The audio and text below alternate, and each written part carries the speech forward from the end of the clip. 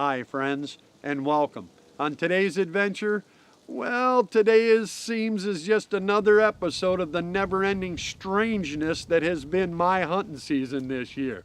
And for the record, Mr. Ty McCombs of Whitetail Outfitters of Ohio will be at our expo up in Cadillac, Michigan this January, and he'll verify everything you're about to see. Yeah, we went down there, we being Brandon Juries and I, for their firearms deer season. Now, I've never hunted the firearms season with Ty in the 18 years I've been going down there, so when Brandon asked me if I wanted to go along, I naturally said yes. I figured in the back of my mind, maybe this'll break the chain. It'll just be a normal hunt. Brandon will go first, and then if he's lucky enough to tag out, we'll just trade gun for camera, and maybe I can tag one too. Anything to make it just a little bit more normal, if you know what I mean. At least that's what I was hoping for. Hey, I'm your host, Kyle Randall. This is my Wilderness Journal, and we're headed to the Buckeye State looking for a big old buck, or maybe even two, right now. It was the second day of Ohio's week-long gun season. Yesterday it had rained all day and then late changed over to snow. The temperatures were still dropping, it was still snowing. And after sitting all day long, just before dark, we were finally seeing some deer. A couple of does were working their way into our feed station and then whirled and trotted back up the trail. They stood there looking up into the brush. And then I could see the reason. There was at least one decent buck pushing a couple of other does around.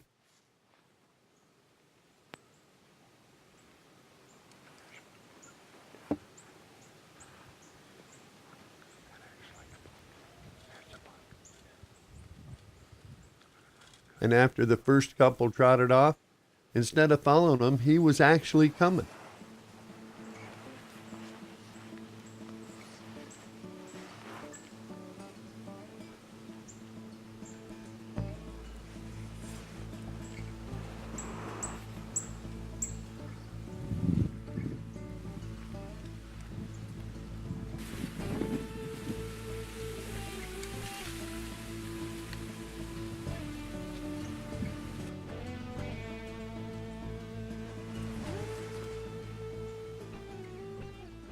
And as he come up the trail, I could see he wasn't a shooter, not yet, but there was another buck following him.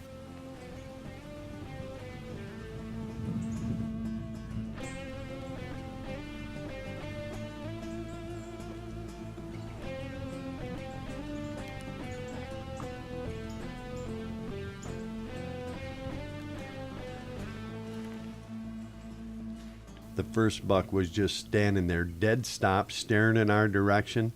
I did motion to Brandon that there were two of them, but he was shaking his head real slow. He couldn't see the second buck, at least not yet.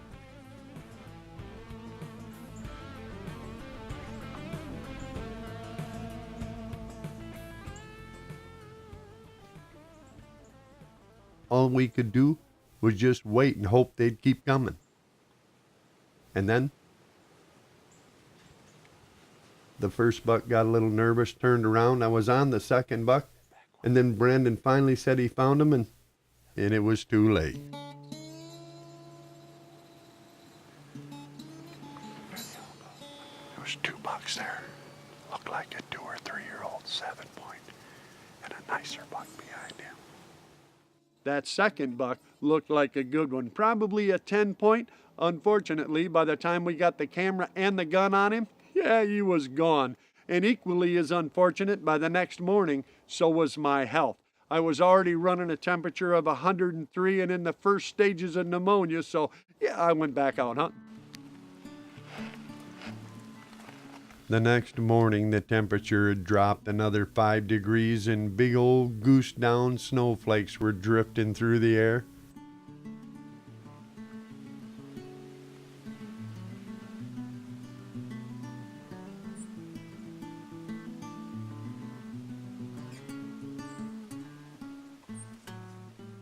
We were watching a couple of does on the far hillside. They kept standing, staring, looking around. I figured there must be a buck here somewhere.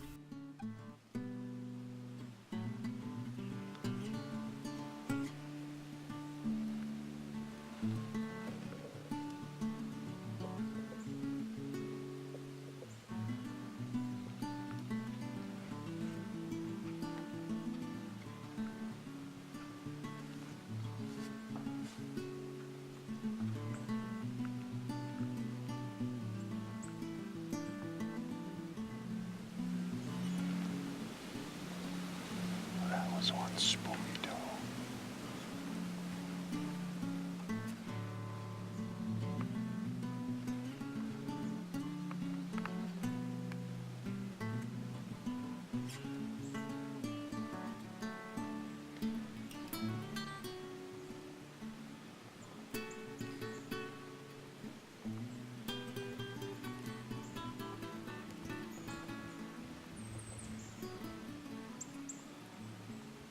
And there was a buck following him.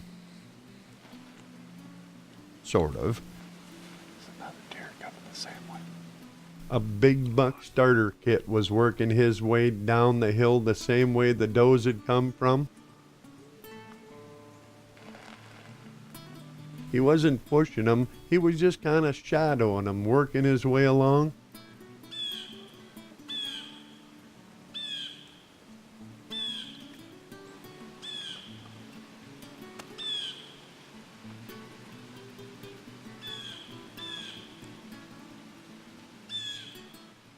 And then he checked up, stared, and then turned and went back the other way. There must be something else coming.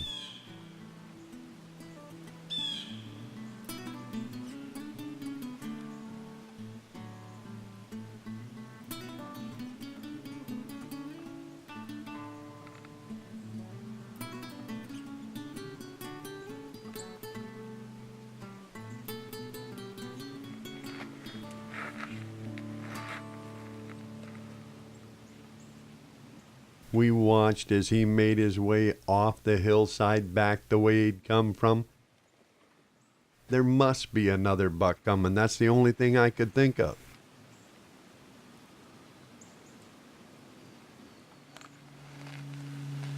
He's afraid of getting whipped on. Little bitty forked horn. And then there was, sort of.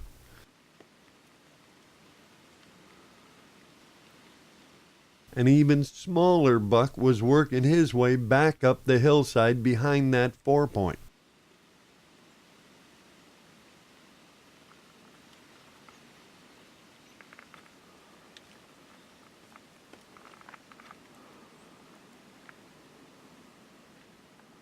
I sat there watching him, watching it snow, and I just knew sooner or later a big boy was going to come and push him out of there. There had to be a hot doe, and I just knew sooner or later he was going to show up and take her. There's a couple of future Ohio trophies there. Except he didn't. That was 11 point. 2 ones. Those were the only deer we saw that morning.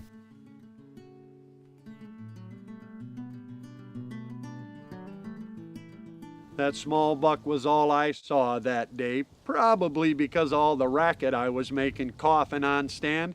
And friends, I can assure you, sitting out there all day long in that tree, it didn't make it any better. And after a long cold day, just before it got dark, I did see some more deer coming. There was a doe working her way up the trail, and following her was another deer.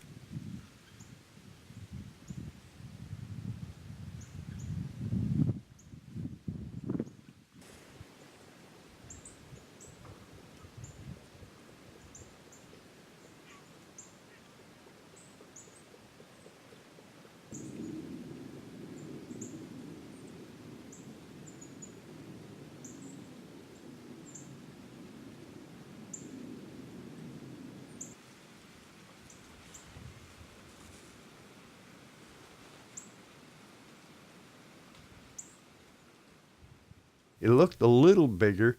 It certainly didn't look real big, but there was at least a couple of deer working their way in, and then I recognized him. It was my old buddy, the 11 point. You know, the 2 ones.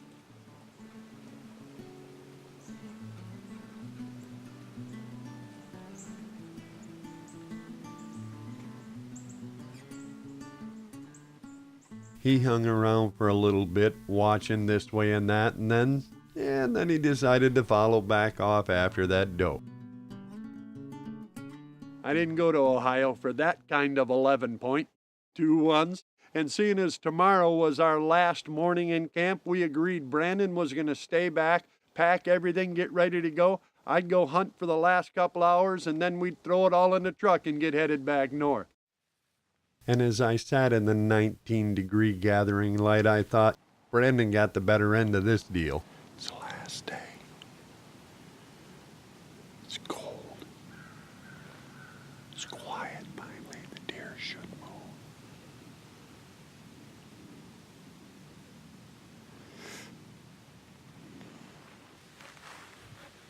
And a half hour after daylight, a crunching in the leaves, and I could see a doe working her way in across the hilltop.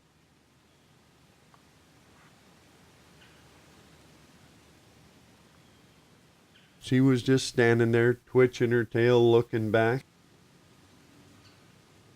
And then she'd move a little bit, stop again. I kept thinking, boy, this definitely must be rut behavior. But I couldn't see any buck following her. And I didn't see any, at least not for the next 20 minutes. And then I could see a buck working his way down toward our feed station. He was coming the opposite way the doe had come. And as he crossed the hill, I could tell, well, he's a 2-year-old, maybe a 3, looks like an 8-point. It was the last morning, and he was right there. I was sitting in that tree, freezing. I seen he was going to walk up right underneath me, so I reached down and grabbed Brandon's rifle and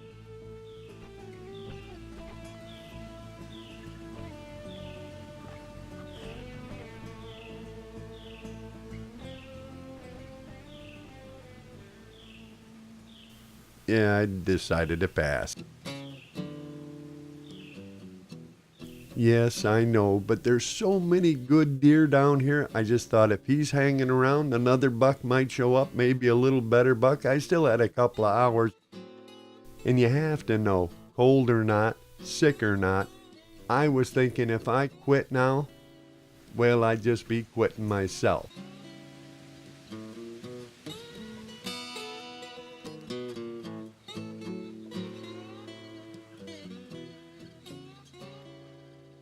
And friends, that's just not me.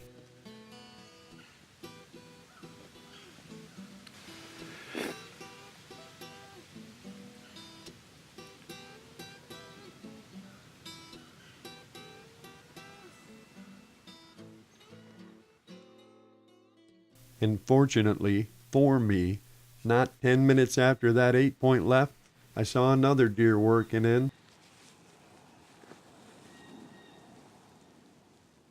And these does, well, let's just say they had company. Trailing just behind the does, I could see what looked like a dandy 10-point. And when the does had worked all the way up underneath me, then I knew he was coming. Ever so carefully, I picked up Brandon's rifle and put it on him. Now it was on me.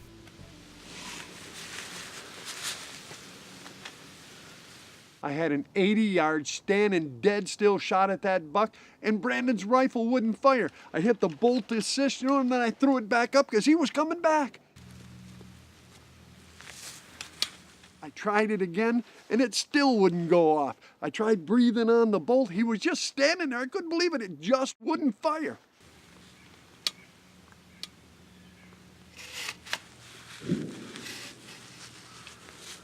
I pulled the charging handle back ever so carefully, and then I tried to reload it, and it wouldn't load. It wouldn't pick up the next round. I sat there fiddling with it. Finally, I got to go back in there, and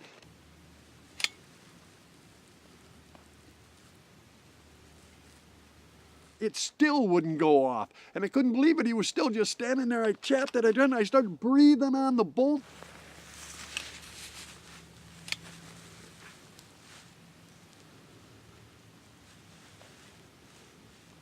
There was one more shooting lane. I put the rifle up on a branch I was using for a rest, and I could see the buck coming. I had the camera there. I turned it and I hit the... It went off.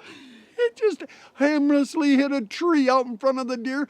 And what was worse, it spun the buck around. When he saw the bullet hit the tree, and he came running right to me. I threw the rifle down on him, and Brandon had only put 2 shells in the gun. It was empty. I couldn't believe it. Friends, I don't blame Brandon. I certainly don't blame the weather or the rifle. It was my own fault. I should have used my own equipment. I just had to sit there, watch him walk away.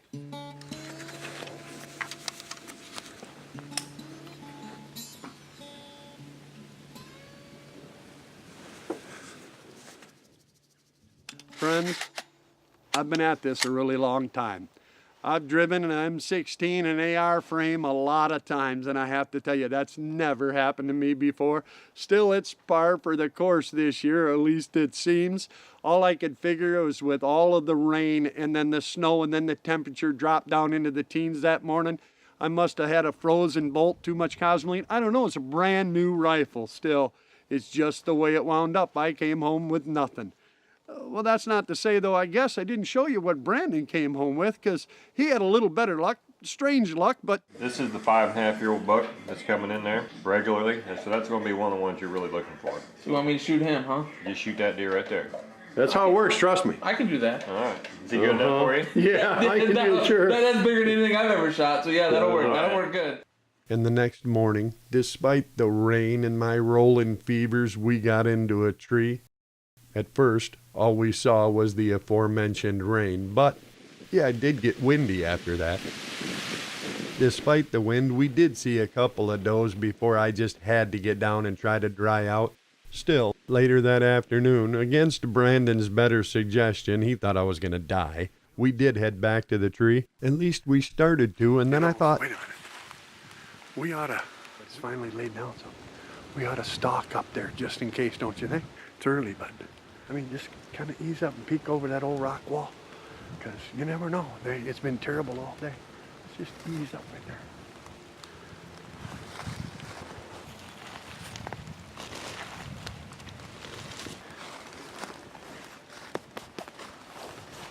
Let me peek over that wall.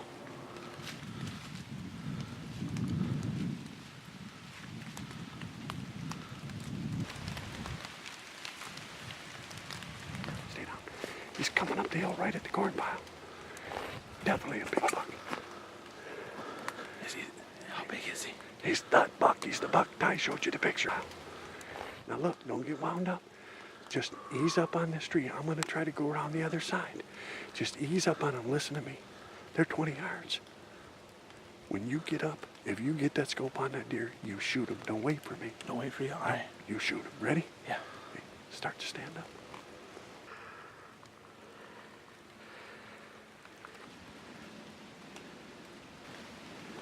Right now. Brandon was too short to shoot over the wall. I moved him over onto a rock and... Got him. You got him, brother. Oh, look how wide he is. Here. Holy So what do you think? So how about we take a look before we just run up there? Yeah, yeah. What do you think? Holy cow. Oh, look at Brother, that's that buck. Holy. Oh my gosh. Holy cow. You see, Oh, wow. that's the buck. That's him. The one Ty was saying they've been trying to kill for 3 years. The big brow tine. Great big brow tines, fork Holy G2. That is him. Dude, that is unbelievable. He went straight down. No, he's right there. That 450 did him in. You all right?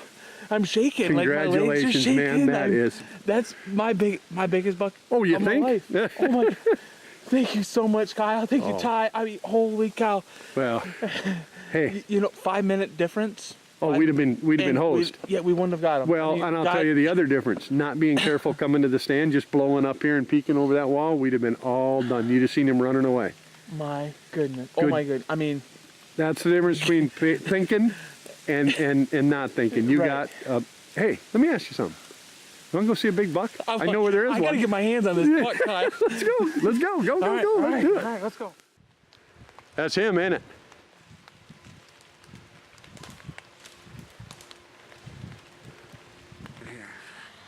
What do you think of that, big boy? I can't believe he's mine. Yeah? I can't believe it. You did him. That is an awesome. What do you got? 1, 2, 3, 4, 5, 6, 7, 8, 9, 10, 12 pointer.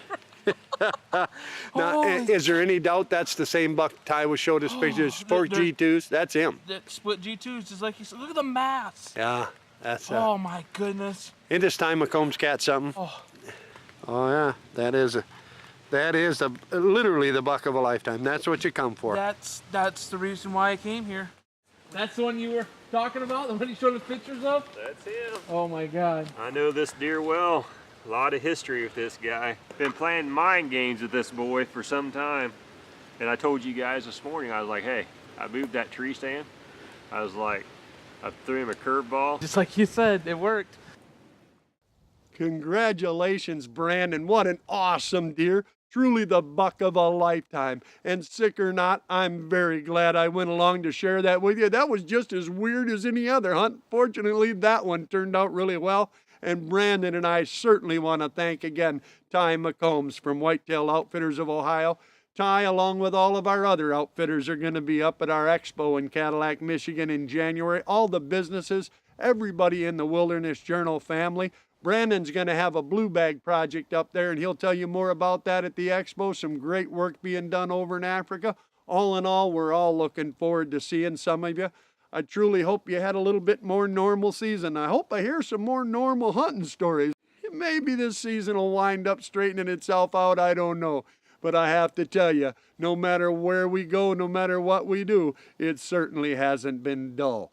Hey, I hope we see you out there. I hope you're dragging in a big old good one of your own, and I hope your hunts are going reasonably normal. And if we do run into you, well, you know we're going to stop and share that cup and a fire. And if I don't get a chance to see you out there, friends, well, then I promise I'll wait for you right back here so we can share another adventure from my Wilderness Journal.